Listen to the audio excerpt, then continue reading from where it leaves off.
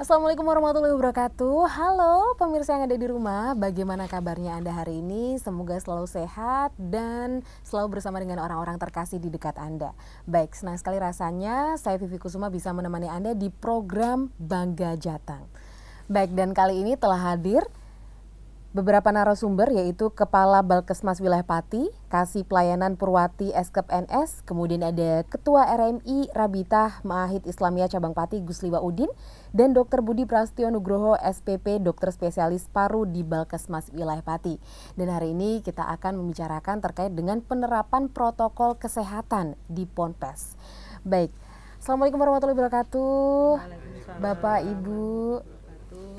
Baik, di samping saya ada Ibu Purwati selaku Kasih Pelayanan di Balkesmas Wilayah Pati, Ibu ya. Dan ada Dokter Budi. Gimana kabarnya, Dok? Ya, sehat, alhamdulillah, Mbak Vivi.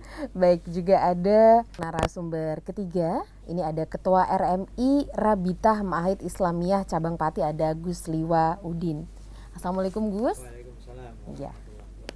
Baik, dan seperti apa yang sudah saya bicarakan di awal tadi, kali ini kita akan membahas terkait dengan penerapan protokol kesehatan di Ponpes, pemirsa. Dan kita langsung menuju ke pertanyaan berikutnya, ini kepada Ibu Purwati, terkait dengan wabah COVID-19 yang sampai sekarang ini masih belum hilang, Ibu.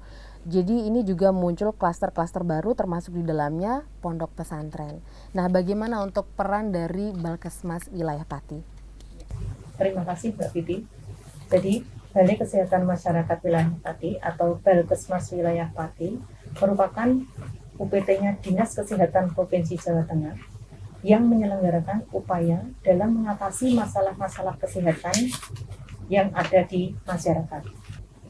Adapun fungsi Balkesmas diantaranya yang pertama memberdayakan masyarakat untuk mencegah dan mengatasi masalah kesehatan yang ada di masyarakat.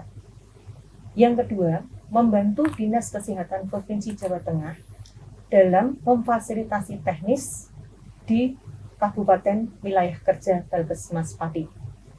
Yang ketiga, menyelenggarakan rujukan layanan strata kedua, dan selanjutnya mengembangkan jejaring kemitraan lintas sektor, sehingga dalam pelaksanaannya kita bisa bersama-sama untuk terjun langsung ke masyarakat.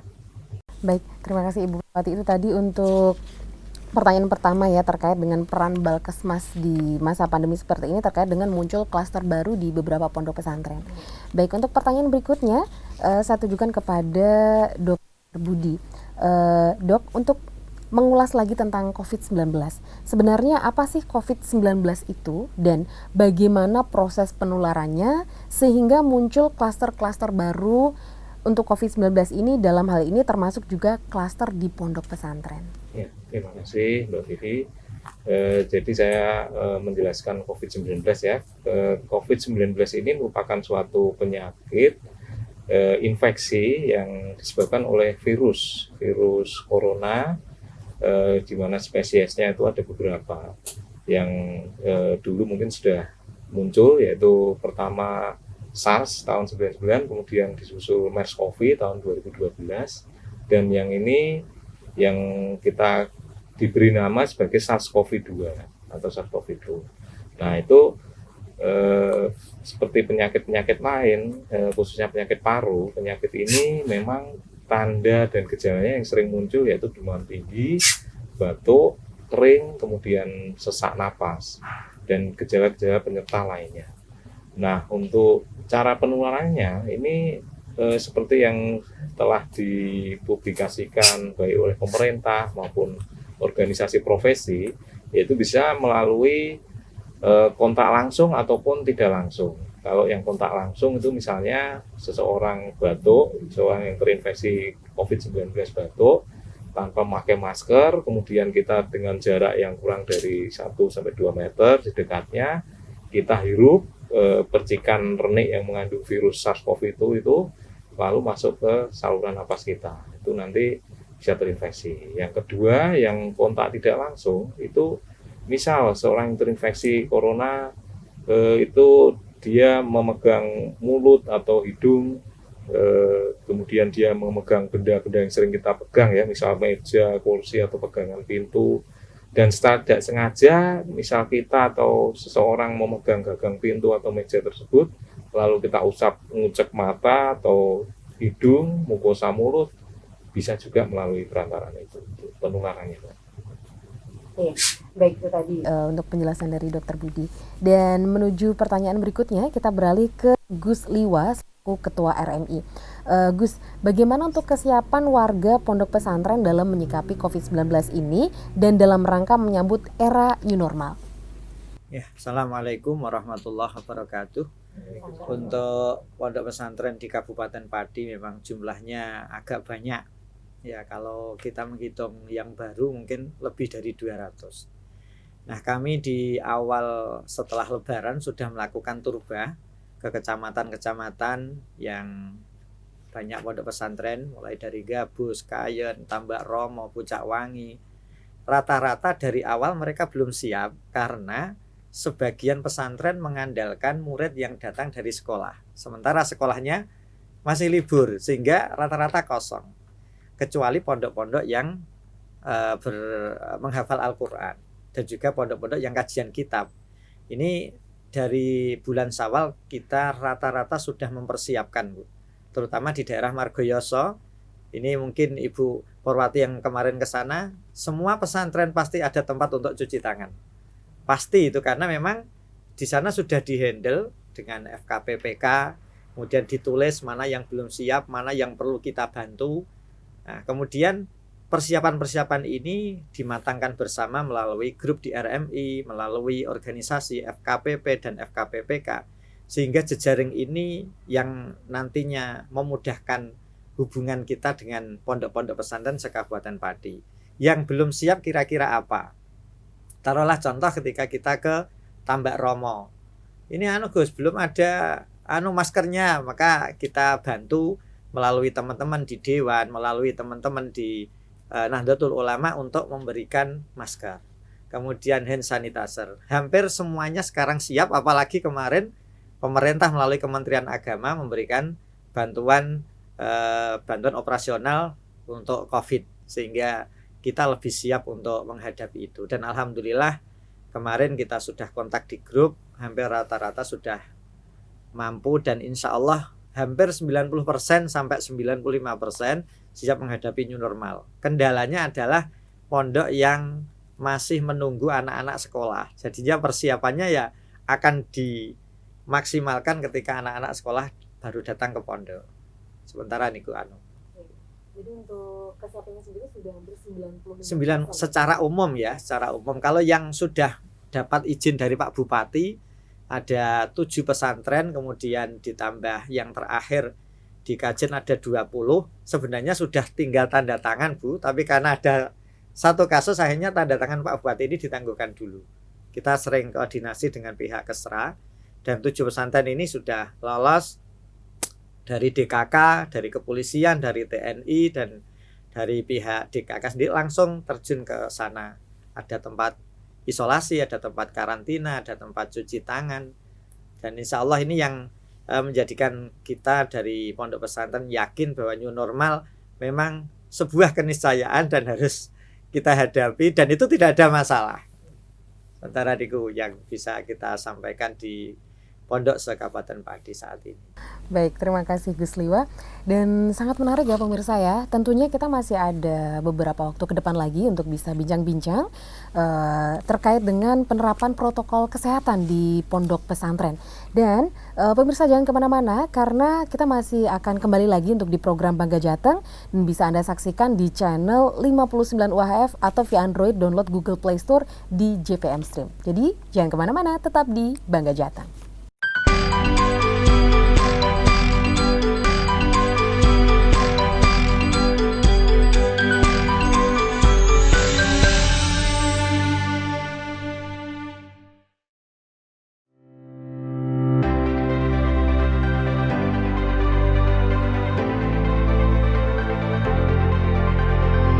Balkesmas Wilayah Pati merupakan unit pelaksana teknis Dinas Kesehatan Provinsi Jawa Tengah yang bergerak mengupayakan kesehatan perorangan dan upaya kesehatan masyarakat.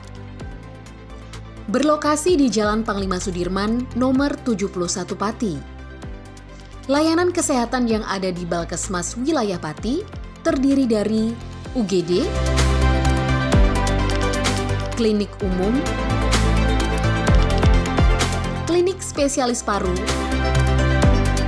klinik TB, klinik non-TB, klinik konsultasi HIV, dengan fasilitas penunjang, laboratorium, radiologi, farmasi, rehab medik, dan klinik berhenti merokok. Dilengkapi dengan alat kesehatan dan kedokteran modern dan tenaga kesehatan profesional. Sehat bersama Balkesmas Wilayah Pati.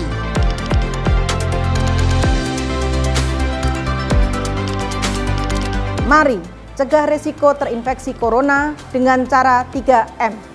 1. Mencuci tangan, memakai sabun. 2. Memakai masker. 3. Menjaga jarak minimal 1 meter. Dan jangan lupa untuk berdoa. Sehat bersama Balkesmas Wilayah Pati. Amazing!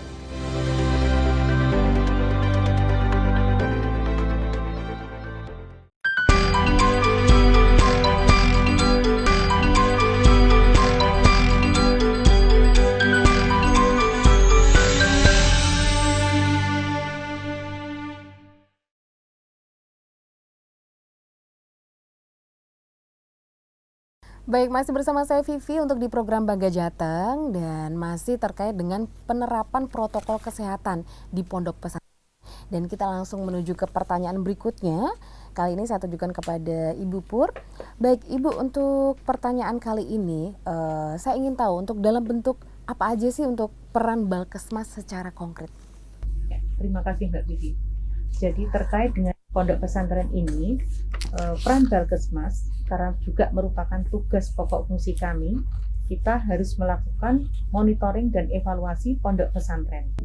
Jadi di dalam pondok pesantren seharusnya itu ada poskes istilahnya.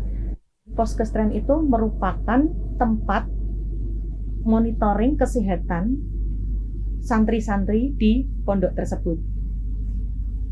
Apabila ada santri yang sakit, poskestrenlah yang bisa memantau. Jadi kami berperan memantau pelaksanaan poskestren itu tadi. Baik, terima kasih Ibu. Dan menuju ke pertanyaan berikutnya untuk Dr. Budi. Jadi untuk klaster pondok pesantren, COVID-19 ini bisa didapatkan dari mana Dr. Budi? Ketika kita mempelajari konsep penyakit, jadi kita mempelajari dari faktor host, agent, and environment. Jadi untuk pondok pesantren ini merupakan suatu lingkungan di mana di lingkungan ini terjadi proses belajar mengajar ya, dengan melibatkan komunitas yang banyak, jumlah santri yang banyak, dan juga ada pengasuhnya, ada pak kiainya. Itu tentunya merupakan environment atau lingkungan yang sangat rentan terhadap transmisi virus ataupun penularan dari COVID-19 ini. Sehingga apabila ditemukan satu kasus COVID-19, itu penyebarannya akan sangat mudah terjadi apabila tidak diantisipasi dengan tindakan yang sesuai dengan protokol kesehatan 3M itu. Nah, bagaimana untuk mengetahui terjadi klaster di pondok pesantren? Ya, itu tentunya kita harus mengetahui dulu, misal satu santri atau beberapa mengalami gejala yang serupa, gejala atau tanda penyakit yang serupa, misal demam tinggi, batuk, sesak dalam beberapa hari, kemudian gejalanya mirip, dan kemudian pelaku atau santri itu memiliki riwayat kontak dengan entah keluarga atau penjenguk yang dari wilayah yang mengalami zona merah atau zona hitam, itu perlu kita masukkan sebagai kriteria suspek ataupun probable COVID, sehingga nanti kita perlu melakukan penelusuran atau tracing dari mana santri ini mendapat infeksi tersebut. Kemudian tentunya kita harus melakukan pendataan yang melakukan kontak dengan para santri itu siapa saja dalam durasi lebih dari 15 menit dengan jarak kurang dari 1 sampai 5 meter dalam satu ruang tertutup. Itu perlu kita tracing semua, Mbak, sehingga kita dapat antisipasi untuk perluasan klaster di pesantren itu tidak semakin meluas seperti itu. Dan kita kembali lagi ke Gus Liwa. Gus, terkait fasilitas-fasilitas yang harus dipenuhi oleh pondok pesantren terkait dengan COVID-19 ini seperti apa saja, Gus? Nah, ya terima kasih, Mbak. Ini sebenarnya ya problem pondok pesantren ya problem kita semua. Kalau dikatakan problem itu karena mungkin sebagian pesantren tidak melakukan aturan yang digariskan oleh Dinas Kesehatan terkait. Karena semua saya kira sudah diberikan, ada dari edaran 3 menteri, SKB 3 menteri, dari Pak Bupati yang sering melakukan itu. Sebenarnya tinggal pesantren ini berapa santri yang harus bisa dimasukkan dan itu bisa bergantian. Misalkan ruangan ini menampung 60 santri, padahal santri saya ada 200, berarti saya harus 60 santri 3 bulan, 60 santri 3 bulan, sehingga hal-hal yang berkaitan dengan kerumunan yang tidak menyehatkan itu tidak terjadi. Nah, ini konsep ideal. Nah, kemudian ada orang yang kesuwen. Ada orang tua yang harus memaksa. Anak saya hancur akhlaknya kalau di rumah. Tolonglah Pak Yai. Nah, Yainya gak tegel. Akhirnya udahlah tambah 5. Akhirnya yang 60 menjadi 70. Nah, hal-hal seperti ini biasanya muncul dari hal-hal yang tidak prosedural dilakukan. Ya, dan itu saya kira tidak di pesantren, di mana-mana pun juga sama. Ketika tidak prosedural, maka di kantor pun bisa terjadi. Nah, maka di Pati ini kita sering menghimbau kepada teman-teman para pengasuh untuk melakukan protokol kesehatan yang terbaik. Maksudnya begini, kita tidak cuma memantau, dan alhamdulillah Bubur, di kami sudah ada poskestren. Di hampir insya Allah di semua di pondok-pondok itu sudah ada. Makanya ketika kemarin saya di Pak Joko, ini ada Kementerian Kesehatan di Margoso, kita siap. Karena kita sudah melakukan itu, setiap hari kita tes pakai termogen, anak-anak minum madu, kemudian tes suhu kita kalau udah batuk kita sendirikan untuk antisipasi. Dan memang penjagaan ketat itu adalah dari wali santri yang menjenguk. Karena teman-teman yang di Jawa Timur yang saya coba ketemu dan kenapa kok ada seperti ini? Karena ternyata wali santri ini ketika anak ini keluar dari pondok misalkan sekolah atau Jumatan dicegat oleh orang tuanya. Sementara orang tuanya ini berasal dari zona merah atau zona hitam. Ini yang terjadi di Jawa Timur sebagian. Jadi terus hati-hati, akhirnya ya kita mau ndak mau, tegel ora tegel ya pokoknya nyuwun ngapunten, mohon maaf. Iklim kita harus seperti ini. Akhirnya kalau di pondok kami ya orang tuanya di dekat jalan raya, dia melihat anaknya dengan berkaca-kaca itu.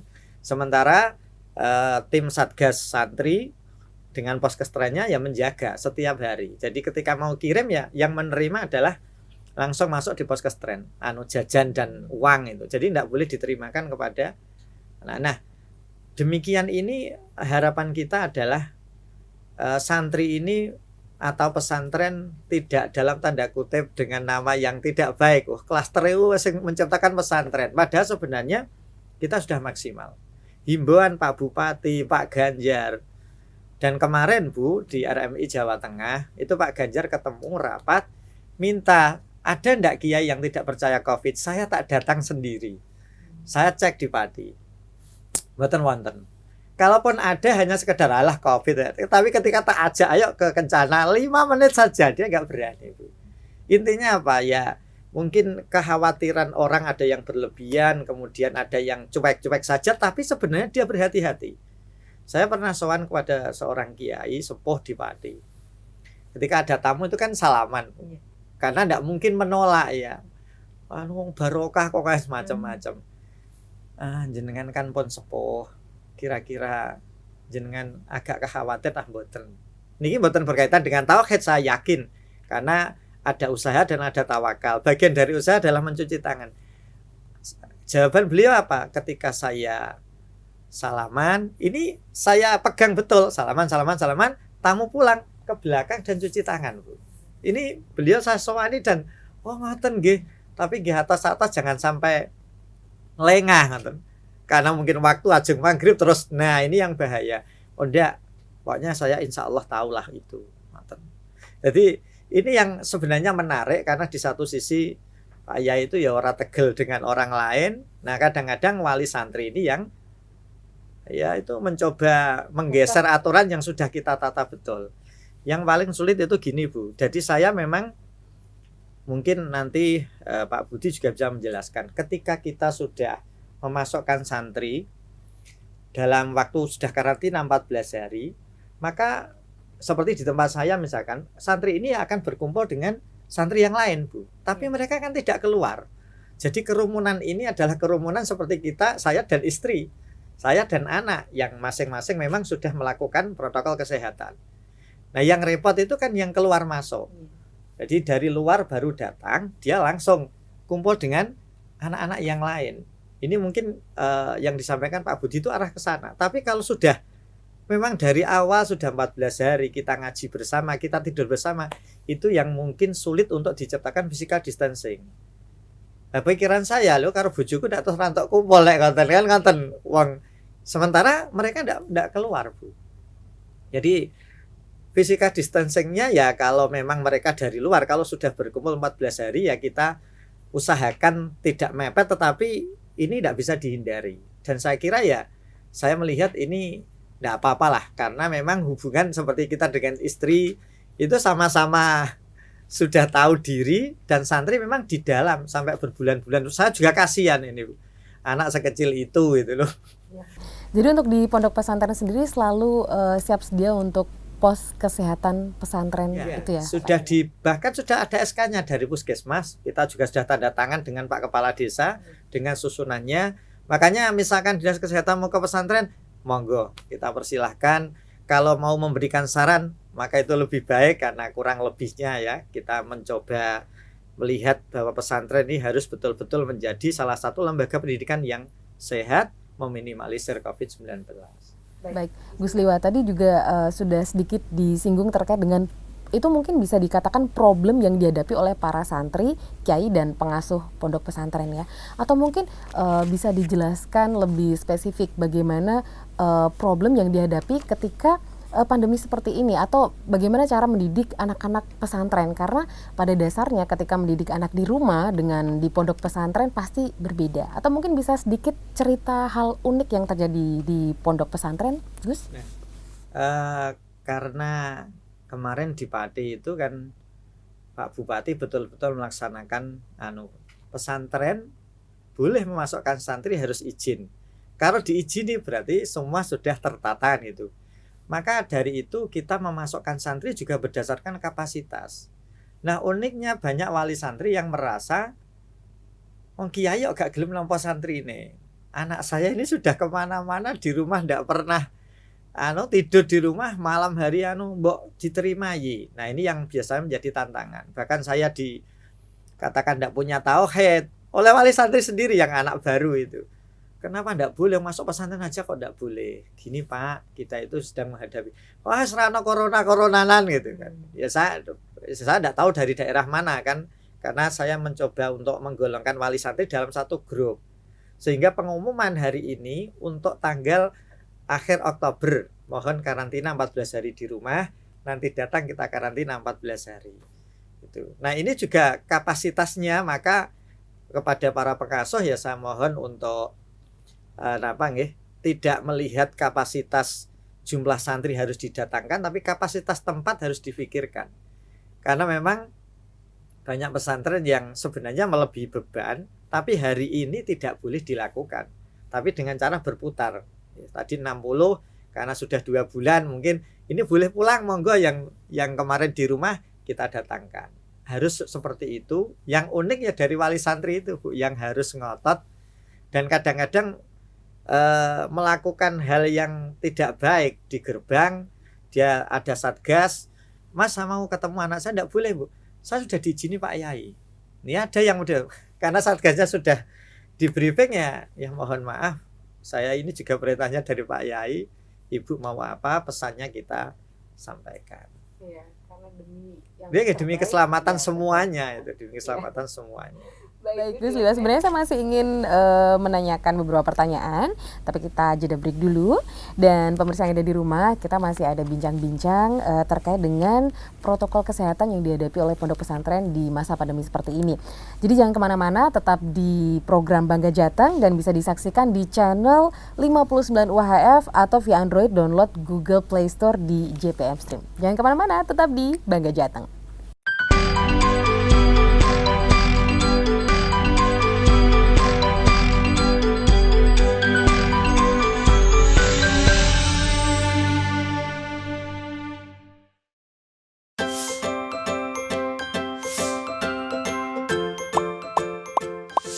Pelibatan masyarakat dalam adaptasi kebiasaan baru adalah segala upaya yang dilakukan seluruh komponen masyarakat dengan menggali potensi yang dimiliki agar berdaya dan mampu berperan serta mencegah penularan.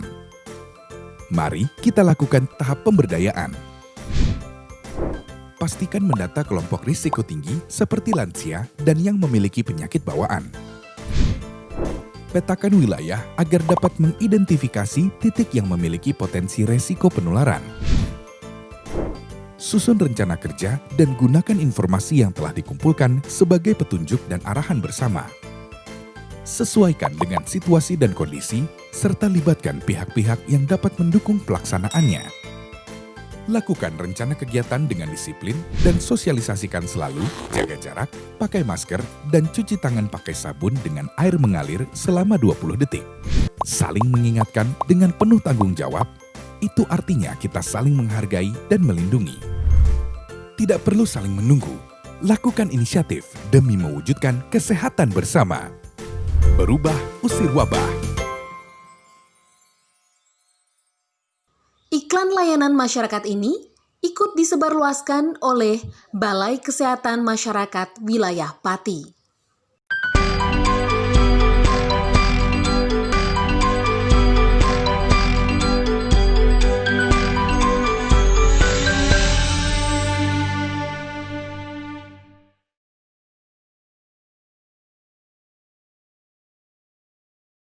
Baik, kembali lagi di program Bangga Jateng, masih bersama saya Vivi terkait dengan protokol kesehatan yang diterapkan di pondok pesantren khususnya di Kabupaten Pati.